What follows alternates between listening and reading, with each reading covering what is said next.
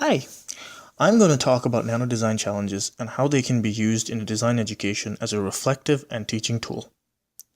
But before I dive into how it can help a design educator, I have to explain what they are and why they are needed. The word design challenges, as far as I can tell, was coined by the show Project Runway. Essentially, they are time-constrained challenges in which a designer has to come up with designs.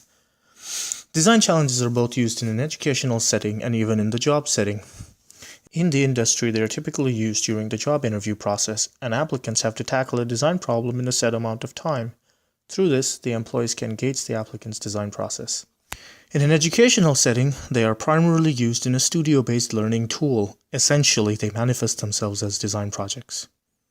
While the time frame varies from program to program, in the educational setting, they tend to vary from a week-long project to semester-long projects. Nano design challenges, on the other hand, are meant to be even shorter challenges, typically 1 to 2 hours long, whose main purpose is to bring out in-situ design process behaviors of novice designers.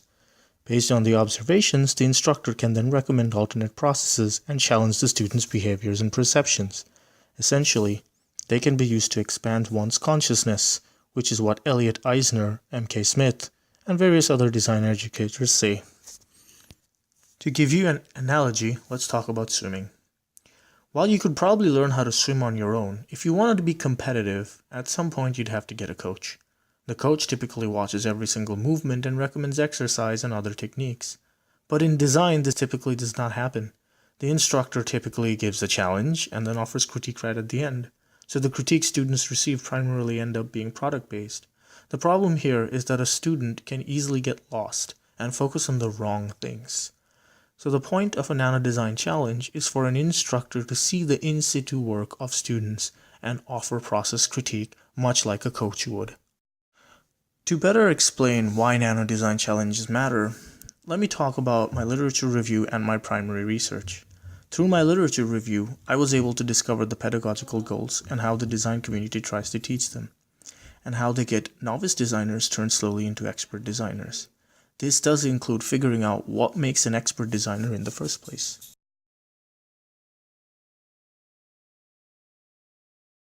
My own personal research focused on first-year students in the Human-Computer Interaction Design program at Indiana University.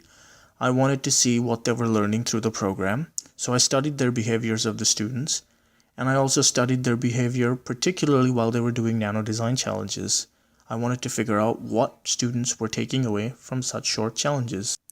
If we assume that teaching the process is the goal of design pedagogy, then the biggest finding for me was that some students, unless explicitly told, would not realize that their process was not designerly, or they would not know that there are other ways of doing design.